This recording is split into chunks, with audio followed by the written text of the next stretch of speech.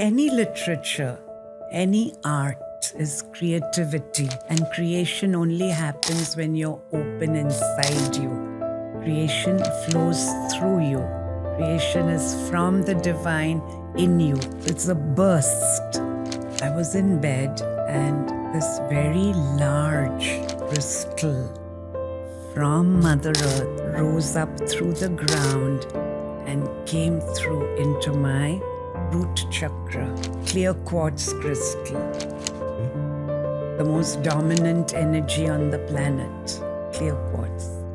And it went through into my nervous system and opened me up incredulously. And that morning, I'm sitting in a session with a gentleman from Microsoft, and the word that came out through my mouth is Heartlight. Our nervous system, 72,000 nerves are rivers of liquid light, finer than a hair. Now, nerves can repair. We can repair our bodies, however unwell we are, and we are unwell because of thoughts. Was I prepared to climb a mountain? But we climbed Arunachala the next day, and up in Ramana Maharishi's cave where he had sat and meditated, I clearly heard him say there was an ante-room inside. Enter here and rest. Come in and lie down. Come in and lie down.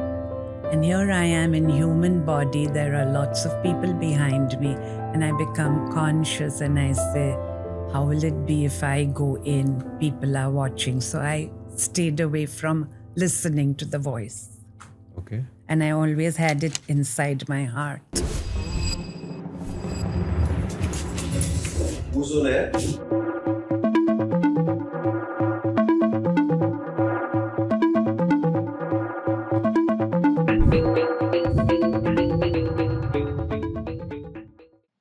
Namaskaram.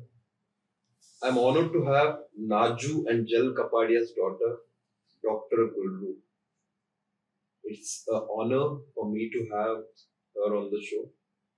The show where we explore the intersection of spirituality, wellness, and personal growth. That is Who's on Air. Today, we have the privilege of hosting a truly remarkable guest, Dr. Gulrukh Bala, an ascended master, author, and founder of Heartlight Ascension. With over 2 decades of experience in spiritual guidance and holistic healing, Dr. Gulrukh will share with us her insights on Supramental Yoga in a little bit, along with the spiritual growth and essentials. Let's get ready to embark on a journey of self-discovery and transformation. It's for us to believe in masters like her who are going to add so much value to our show. Welcome, Dr. Gulrukh. Dr. Gulrukh, daughter of Naju and Jal Kapadia. Can you share with me your life story, your initiation, and how did you get into this space? Please, Dr. Bala, please start.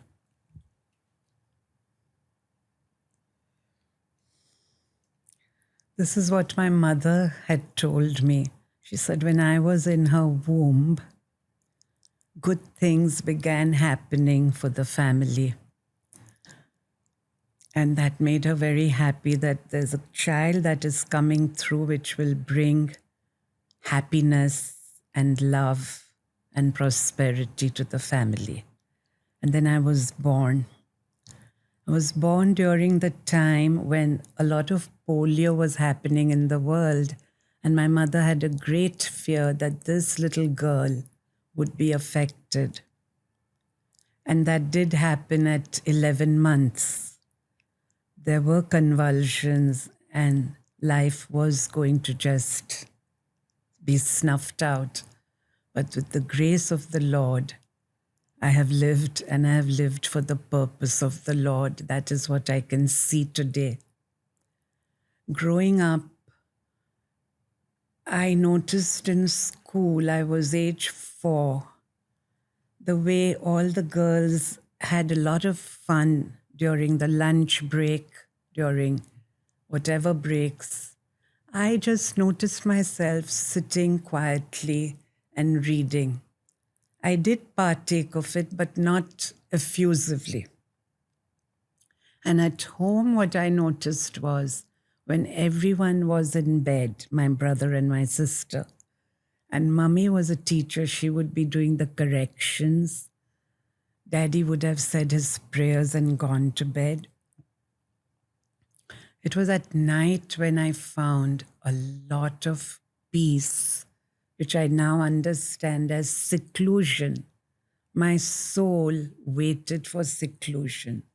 And I would sit at the dressing table on the stool with the lamp above and read my little library books. And those moments were the moments of great fulfillment. To be quiet, to be silent, and to absorb. Growing up, eye contact with the teachers in school helped me tremendously to enjoy the subjects I learned. And of course, I did well. And then looking back at college, again, at college, I saw that the girls and the boys just wanted that break where they could mingle. And again, I noticed that I'm far from that. I just wanted to be with myself. And I even had this one thought coming that I want to be a nun. Okay. Yeah. But being Zarathustrian, there are no nuns in this religion. Right. Born into the Zarathustrian faith. So that made me a bit sad. And that ended there. But what I did do is to get away from all of that, what the world calls happiness in mingling with people and having the discotheque evenings and the parties. I just wanted to be out of that. So I joined Elphinstone at morning college. Okay. Yeah, my father had passed away early, so I took it upon myself to be financially independent at age 15. And I joined the Central Bank of India, so I had a full-day job, and I did morning college with English literature and psychology. Through those years, I had fully understood that I am a misfit in this world. Yeah. Is that when you discovered your gifts? My gifts I had already seen growing up Okay. with certain friends. There are many girls in class, but there are few who you connect with, right? And I could see those gifts. Now, after college and in later years, I would meet those friends, and now I'll tell you about the gifts. This friend of mine, her mother was with arthritis, and I had gone to visit her. But she says, come and have a look at my mom. And I went into her bedroom, and I just spontaneously sat with her mother, and I prayed over there for a few minutes. And then I left. And then she called me and she says, you know, Gulrukh, my mother says, I don't know what your friend did, but I'm feeling so much better. So then I said, I will come again, because I knew what had happened. So I again went and I again prayed. See, in our Zarathustrian prayers, we have certain very potent vibrations which we are given.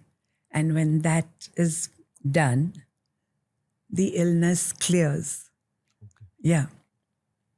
So I did that with her mother.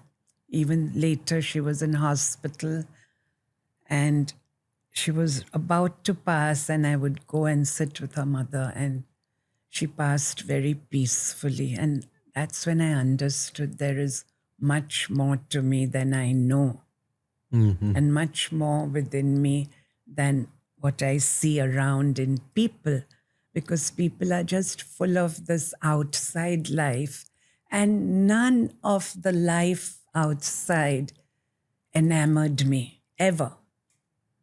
I learned the piano. Daddy would encourage, my parents have encouraged me completely. Encouraged me if he saw my love for flowers. On Saturdays, he would send his peon to the museum garden and bring home, oh my God, I cannot even tell you how many flowers, just for me to arrange in the house and feel happy.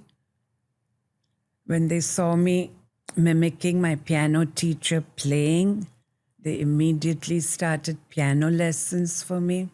So the discipline and the beauty was growing continually in me. And there was zero laziness. There was only enthusiasm. There was another person where I went to visit her, and that was near Regal Cinema, Colaba. And I was walking back to the bus stop.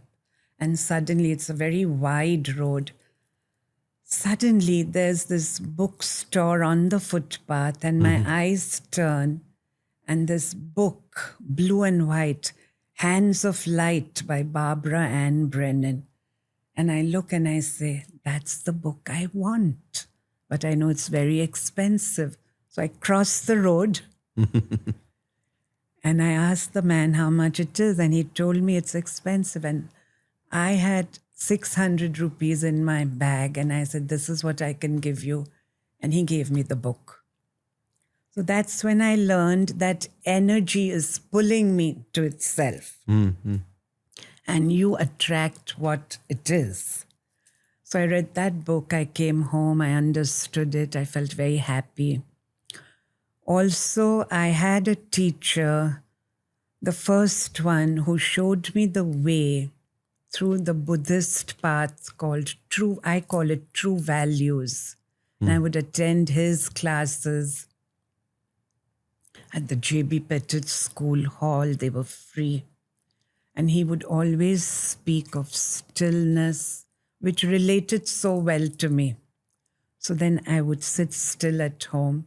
Of course, he would talk of sitting on a cushion and having your space. But I would just sit up on my bed and quietly with the breath attune myself and go deeper and deeper. Then I joined the library, the Theosophical Library, because I was getting visions, I was getting channeled messages, and I was unable to make out what's happening. Is this for real? Is this life? I think I was 20, 21. And then when I brought those books home, I had validation from the theosophical books I read. Oh, someone else has gone through this and is writing about this. So that's how it helped me. You know, at home in Bombay, you have the vegetable vendor coming up and ringing the doorbell and selling, the fruit seller. So every day they would ring my doorbell. Now, you're not going to buy vegetables every day or fruits every day. So I would tell them to go away. But this is what happened. All of them would say, if you just touch the basket, please. Acha. Yeah, and then it will all sell. Is called the Paila Boni. And So, okay, I started touching. Then the man who sells fish would come to the neighbors and he would say, I'm not buying today. Please touch the basket. So I would just touch the basket. That's when I saw that these are hands of light. These are sacred energy hands.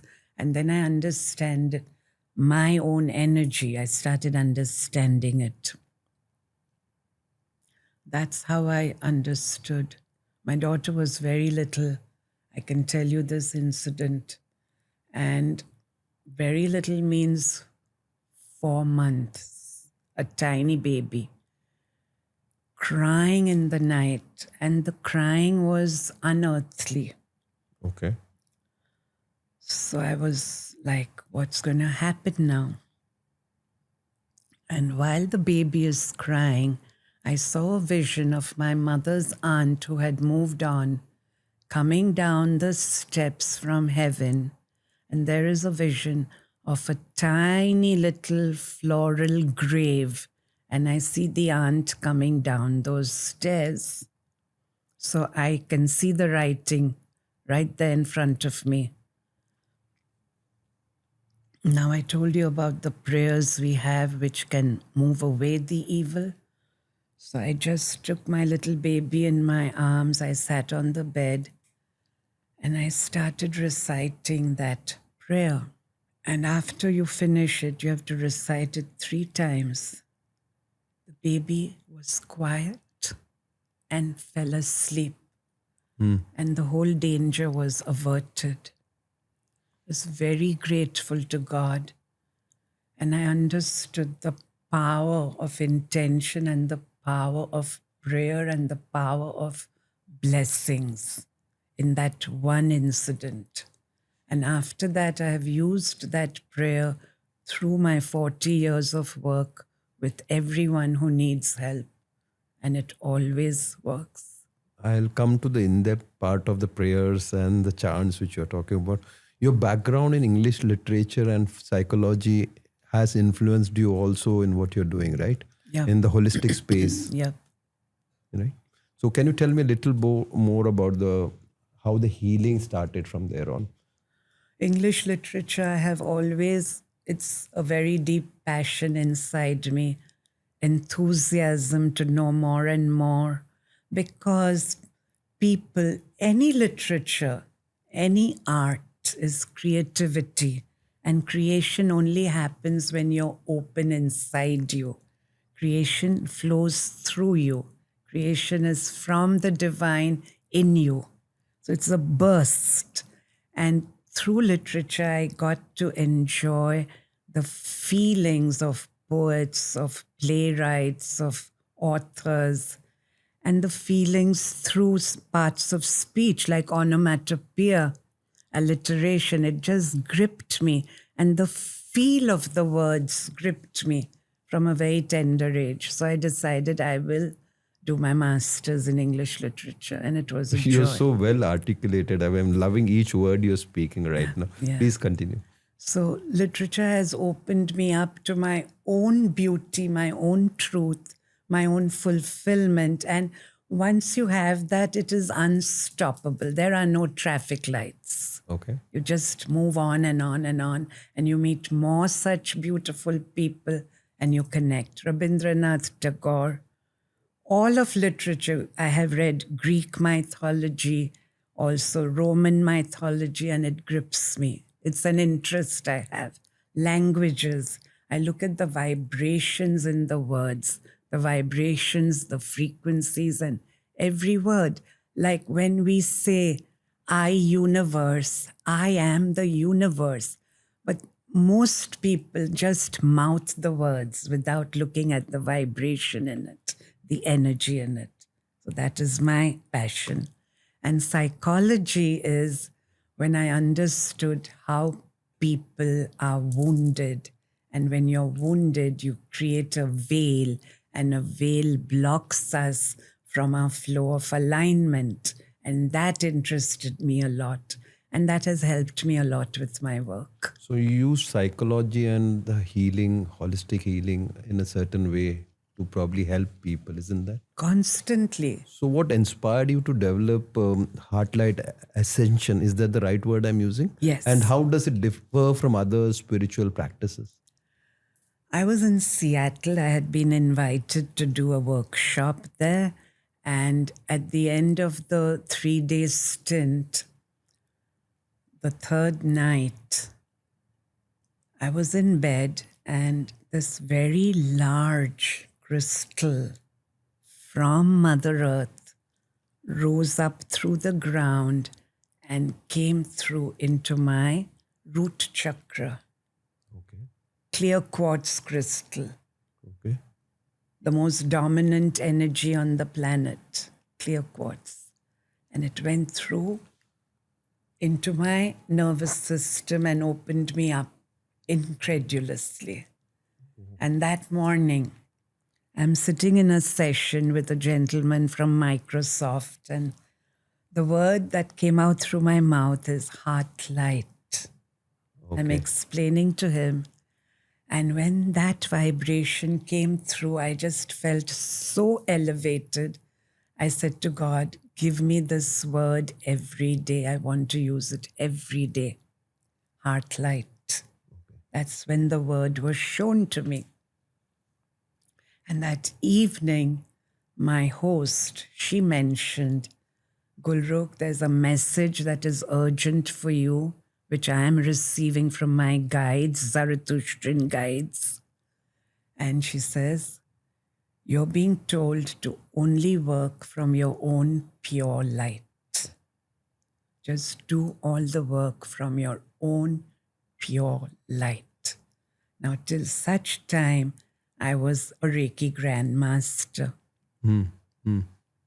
In that instant, I spoke to God. I have always spoken with God like we are speaking right now. It's an open channel.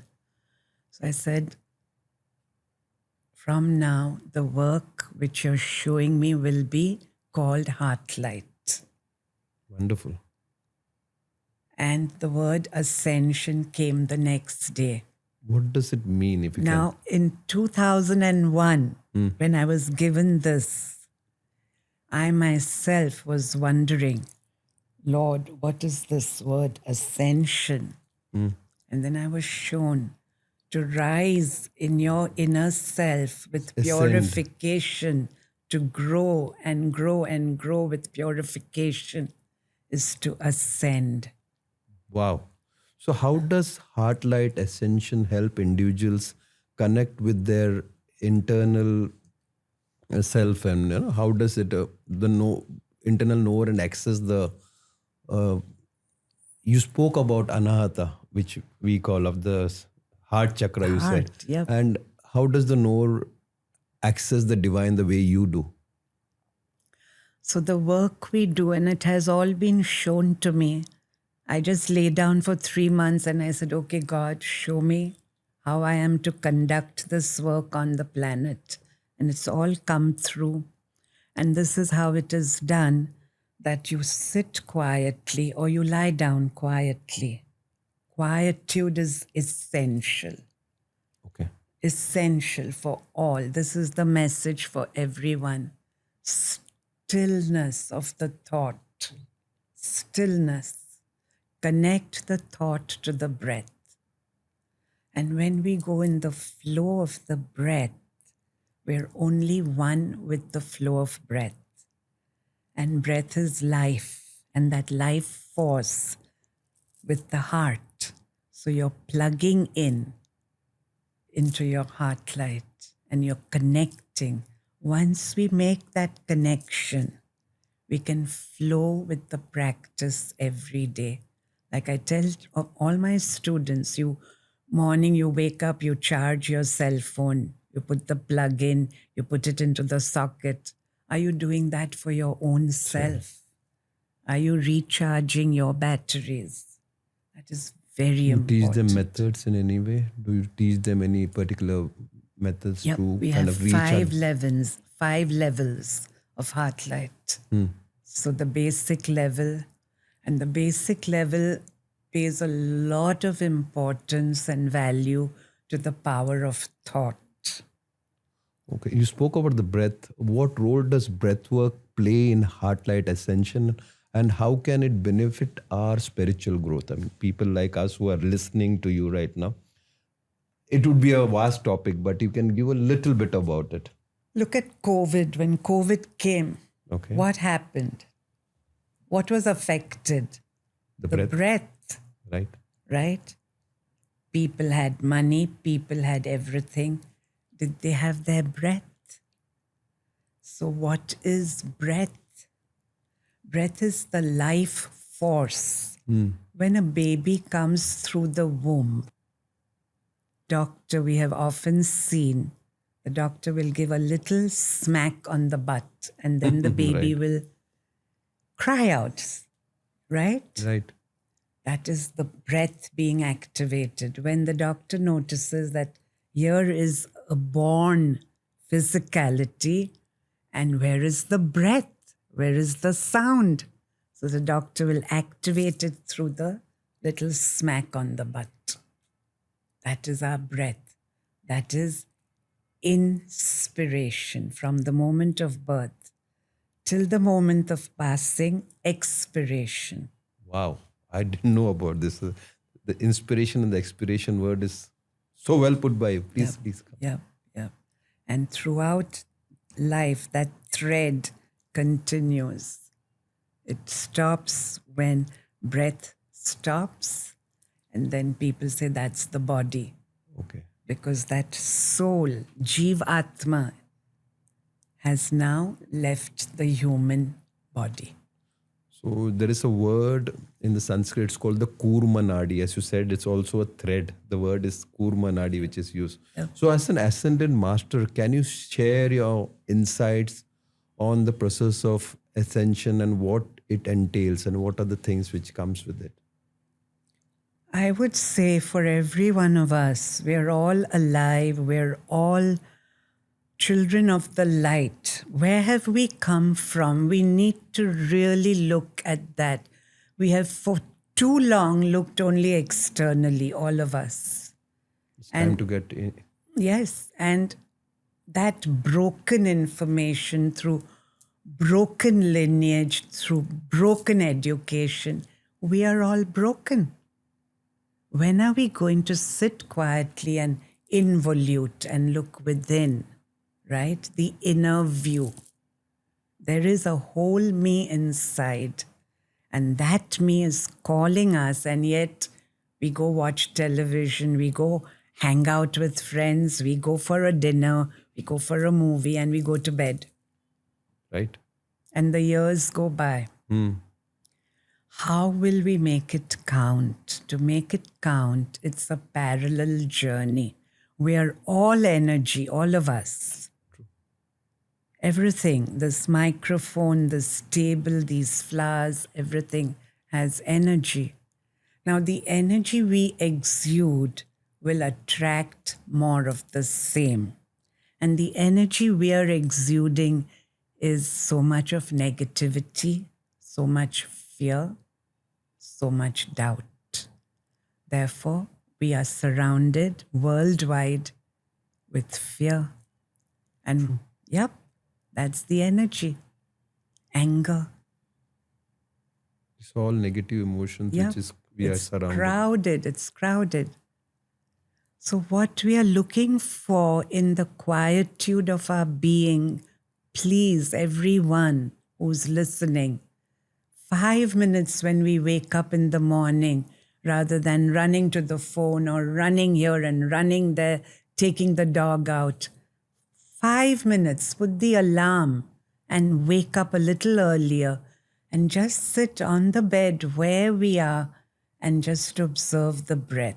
It's so important. And go within. And as the breath is observed, we slow down. The breath will slow down. And when we slow down in time, we rise in energy levels. For people who say they are tired, there is fatigue, there is illness, just watch the breath and watch health coming by degrees. And with that, what will come is insights, intuition will develop. And what will it take us to? To the river of purity, the river of truth, to speak the truth, to think the truth, to move away from blaming, to move away from judging and criticizing. We all need to do this. This is a message for everyone. Yeah. Wonderful. So well said. You, before we started, you spoke to me about the initiation you've been through of different, probably masters of different realms. You spoke about Assam or someplace, I suppose. Vaishnavi Devi is what you said. Can you tell me a little more about it? So, in this journey of my present human life, unbeknownst to me, I have seen that God has willed that I should be in a certain place at a certain time for a certain purpose. I will hardly know it at that moment, but it begins something like this. A student once said, Gulrukh, my husband and I are going to Vaishno Devi. Would you like to come? And I have heard this word for the very first time. Where is Vaishno Devi?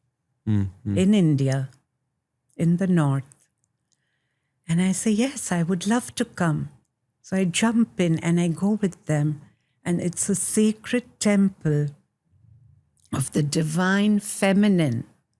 And I'm taken there on the wings of light with zero knowledge of it till I come back. And then God talks to me why I was taken to Vaishno Devi. And it's a 7-kilometer coming down and a 7-kilometer going up that mountain. So that was an amazing initiation over there. Another initiation was, another student says, for the Diwali holidays, I'm going to Tiruvannamalai. Would you like to come? I said, what is there? She says, there's an ashram of Ramana Maharishi. Right. And there is the Arunachal mountain. Right. She said that. Now, before she said that, this is very interesting. Every night before I went to bed, coming before me was this huge mountain before my vision.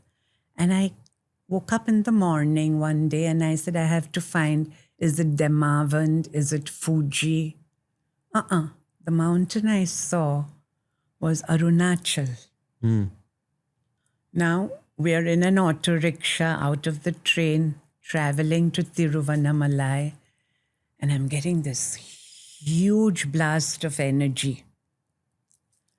And then I peer through the glass of the rickshaw and I say, what is that to her? And she says, that is Arunachala, and we're going to climb it tomorrow. I say, oh my God. Was I prepared to climb a mountain? But we climbed Arunachala the next day, and up in Ramana Maharishi's cave where he had sat and meditated, I clearly heard him say there was an ante-room inside. Enter here and rest. Come in and lie down. Come in and lie down. And here I am in human body. There are lots of people behind me. And I become conscious and I say, how will it be if I go in? People are watching. So I stayed away from listening to the voice. Okay. And I always had it inside my heart. A few years later, another student said, let's go up Arunachala. So again, I went with her. And this time I had decided I'm going to walk into Ramana Maharishi's room. And right enough, in the stone cave is his stone bed. And I lay on it. And I got that attunement. And when we came out, Mother Kuan Yin, the mother, feminine divine mother, revered. In Tibet and in India, she's called the female Buddha, but in the Far East, in Bangkok, Malaysia, Singapore, she's called Kuan Yin. Kuan Yin. Okay. So that's another workshop we do, the Divine Mother Kuan Yin workshop. So the two of us sat up there where she had received her initiation on Arunachala. Okay. It's called Mount Meru. Right. So we sat there and we did the full initiation. We were initiated over there even. So I've been to Sedona on 5th of May, 2003. Okay. I landed in America and a very dear relative asked me, what are you going to do this time? So I said, I want to be in Sedona on this date. And we made it happen. So I was there for that initiation. All these initiations just come and I go for it. They come and I go. There is zero resistance. Wonderful. There is this one instance of going up to Hemkund Sahib, which is the abode of the Sikhs, the Gurus, the highest temple up in the Shivalik Himalayas. I've been there. I've also been to Mount Shasta. And it's there, Mount Shasta, that every morning I wake up by 3:45. That's Brahma Muhurta. Yeah, Brahma Muhurt. And the words that came through up there, you are an ascended master, declare it. Both your parents are ascended masters. And that message came through. Now, till that moment, whoever asked me about the work God does through me, I would remain quiet. I would hardly speak. If there was a student, I would request them to tell the person what we do. But therefore, I was told, declare you're an ascended master. So I had to bring up the courage to declare it. And how do you do that? By telling people, Okay. That you way. see. Okay. See, I'm sitting with you right now. I can feel a solid tingling here, which happens very often when I'm sitting in meditation. The energy which you are giving right now, my Agnya Chakra is just expanding constantly. So thank you so much for being here. And so when you talk about students, who are the students? Who are the people? Because Irina Chandokji is the one who spoke. She's probably one of your students because she called you the Guru Ma. So tell me, what do the students do? Reena is a very sincere child of mine. In fact, she one day asked me, Ma, where would you like to go? And I said, I would like to go into the mountains. And it is with her that I went up into the Shivalik mountains, the Himalayas, and I went up to Hemkund Sahib. So I have, through word of mouth, through 40 years, scores of students who have come to study, who have come for private sessions, who have brought their families. And by virtue of that, we are all one very big, loving Heartlight family. wow. Very big. Yeah. So how can individuals cultivate a deeper understanding of the source in their daily lives, of what you're doing? How can we reach out to people through the teachings, what you're giving? All of us are looking to reaching out to people. How many of us are seeking to look for our own higher self, to mend inside, right? To fill the glass of water for my own drinking. When I have enough water, I can only give. See, when we have love for our own beauty, which is the divine sitting inside, and that divine is in everyone, deep at the core of the universe is a unified field of consciousness. This one message. There is a unified field of consciousness. And when we can understand we are a part of that consciousness, we're a part of that sunlight. We are that sunlight. We are that moonlight. We have that calm. We have that blazing heat. We have that energy. That is when we tap in and we remain in rather than functioning on the outside. Function from the inside through our higher chakras and keep that solid peace. Yes, a lot is happening and a lot will continue to happen.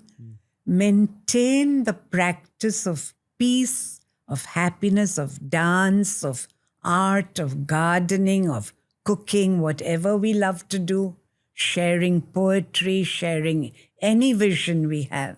On stage, artists, we are artists of the heart, and we need to remember that in every moment of our day.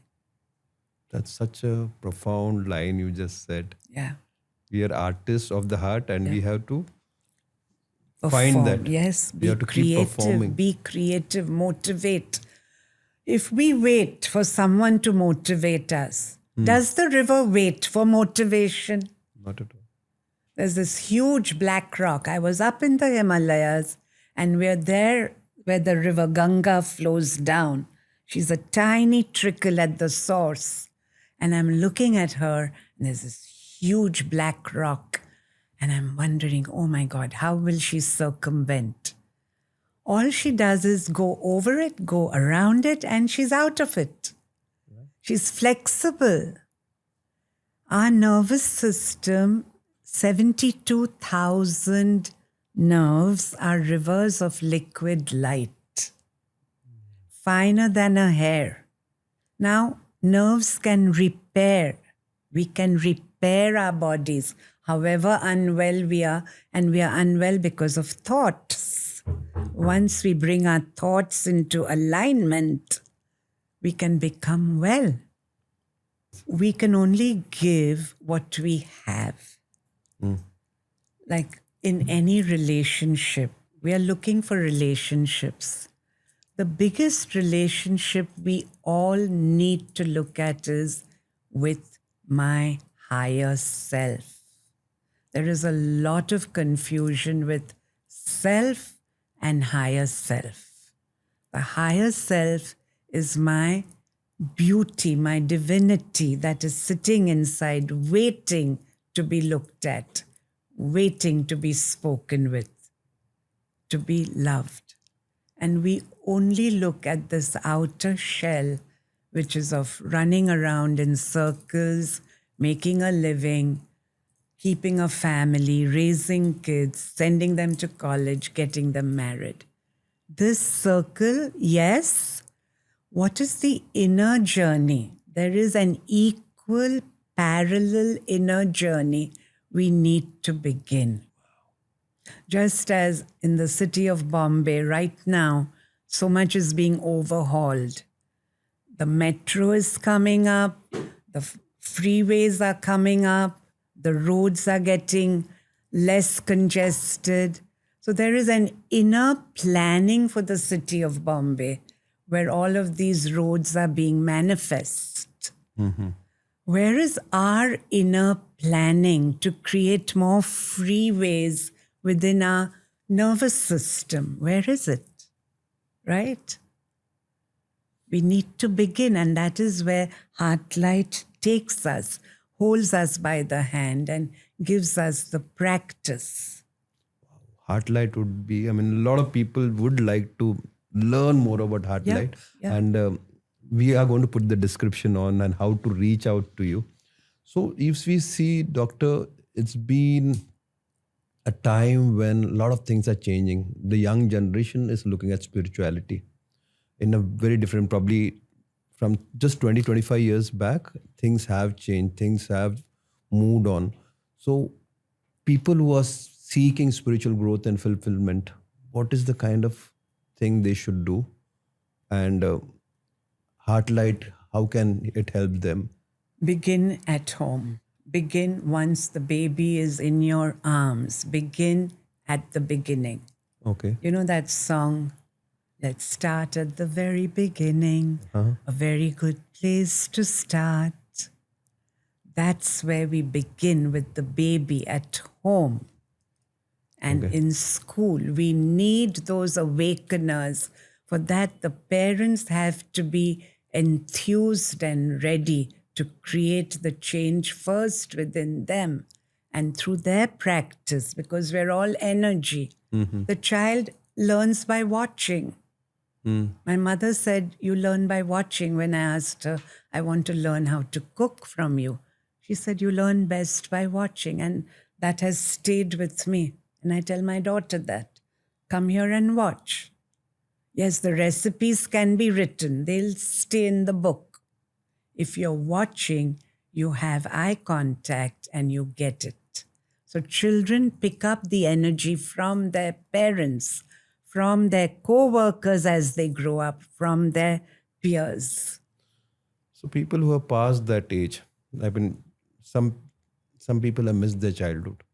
Yep. But then people who are in their 18, 20s or much later in life, can they also learn? Every moment we can be new. Every moment we are new.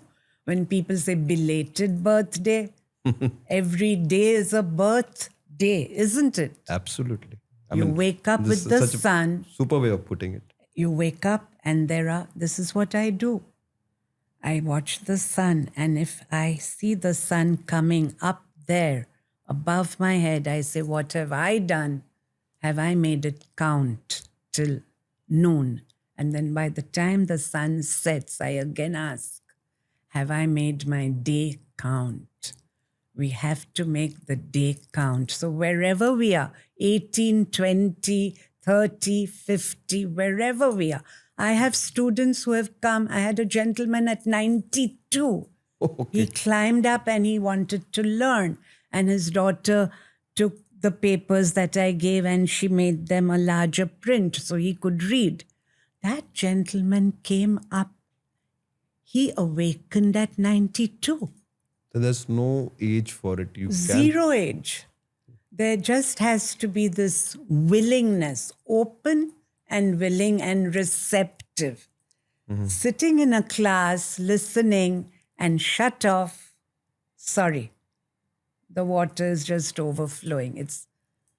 Haven't collected it in the glass. So what will you do for yourself?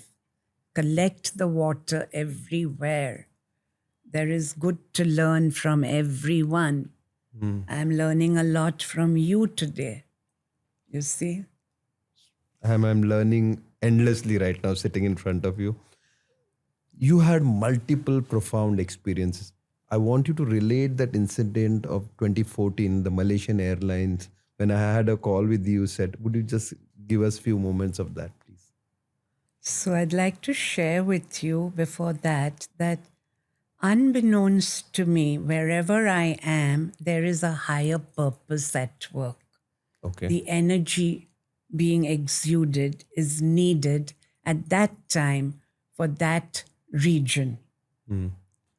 Like, I think 12 years ago, a friend had invited me to Washington, D.C. And I was living with her. And she had many errands every day. And she would say, would you like to come? And I would be with her in her car. And it always took us for her errands around the White House. 6 days in a row. I would come home. I was on vacation. There was zero work, zero pressure. But I would come home with my head reeling. And at night, it would still be reeling. And for days, and then I sat down and I asked God, I said, why is this happening all of a sudden? And I got the message, I've taken you here to clear the energies around the White House. Okay. Once I was in Delhi with a friend, and she was taking me from point A to point B. And the driver, for some reason, but a higher purpose, was 3 times on the road, and it's a very long road if you've been there, of Tihar jail. And I kept looking at this whole energy over there, and I kept looking and I kept looking. And then I asked, and the driver says, oh, I'm missing that light. I'm missing that traffic light. So we've gone 3 times, and that is Tihar jail. You see that? So again, the energies are used to purify. Purification is needed constantly. Like people buy AquaGuard to purify their water, right? What purification are we practicing daily inside? So the Malaysian Airlines incident, I had just returned home to Bombay, and a very dear relative said that she was on work in the Far East and would like me to join her. And I was humanly reluctant because I had unpacked my bags and I was hardly ready to go on another flight. And she said, it'll be a good little vacation, come for 8 days to Bali. So a student had come home and I told her I'm going to Bali. And she says, ma'am, have you booked your ticket? I said, So she said, come, let's book your ticket. And she booked my ticket for me. I paid her the money. Now, very interesting, a day before the travel date. Udvada is the fire temple of the Parsis, the main fire temple. Right. Another student has said we are going to Udvada for the day. So I'm in Udvada for that day for an initiation, which I only learned later. I've come back from Udvada and now I'm on the flight. Before this, a week before this, every night, coming to me in bed, everything comes when I'm meditating and in prayer in bed. And this huge Lord Krishna frame, you've seen those bejeweled baby Krishna, bejeweled Bali. frame, and I just see Krishna, Krishna. So I keep acknowledging and bowing and acknowledging and bowing. And now we are in Bali. But listen to this. The airline is MH, whatever, the 370. flight, my flight number, but I don't even know what MH is. And then I know, and it's Malaysian Airlines. And then another relative says, oh my God, you shouldn't be traveling on this airline. I said, but what has happened 9 days ago. People are traveling and I will travel. So I'm on board. We reach Bali. We go into the waters. We dive, we swim, we go mid-ocean in the little boat. We snorkel. We have a lot of fun. And I come back to Bombay. I put my bags. I go in for my shower and I come into my room and I get the message. I took you there to clear the air space and the waters after I've come back. So what appears to be human is actually a much larger picture for which I'm taken everywhere. I can say to you right now, even coming here to this studio is for a larger purpose, for humanity. Blessed we are right now sitting with you. All of us. Thank all you of so us. much. Can you provide some practical tips, as you said, cleansing the water, a technique for the listeners right now? There'll be a small tip, like I said, breathwork is one. Is there something else you would give a small tip for people which will help them probably to begin their journey? The biggest small tip is when we wake up, just let's join our hands, bring our palms together to the heart center and thank that we are awakened. Our eyes have been opened. Let us have that awareness, that consciousness that we have been awakened yet another day. We can make it count. Begin the day with that connection. And in that connection, wherever something is happening untoward, hold the peace in your heart. And for that, we need to cultivate a peace garden, a Zen garden in the heart.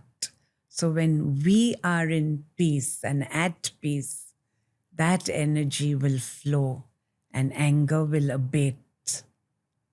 Even if it's a wolf standing in front, the wolf will sit down when that energy of peace comes through. This is one of the part of Heartlight Ascension principles, isn't that? This is what you also is a part of that. Yep. So for the listener, this is probably one tip which you got. That's much more to go. So one more question, but I can't stop asking you. Sure. But how can individuals overcome obstacles and challenges on their path of spirituality? Obstacles and challenges are a part of life, just as there is sunrise and sunset. Think about it, everyone. When the sun sets, it becomes dark.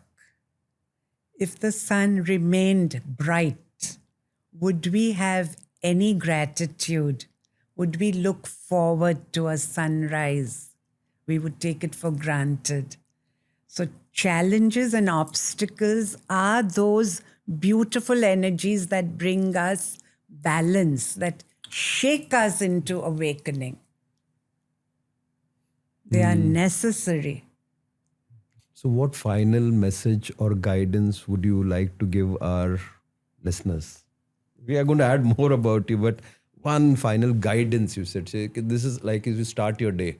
There is something to end the day also, which is necessary. Any final word would you like to? At the end of the day, this above all, to my own self, be true. And then I will be true to all humanity. Just be true. Make a note, whatever it is. Keep a journal. This is what has happened. This is where I feel I did something which I could have averted. Write it all down and then also write, this is the last time this has happened, and bring that awareness that from today I will become aware that this which whatever it was, this is the last time it happened. Everything is temporary. This life, we say in the Vedas, we're eating stale food. We have a whole script where we are only cleaning out old timelines. We are all holding old timelines in us.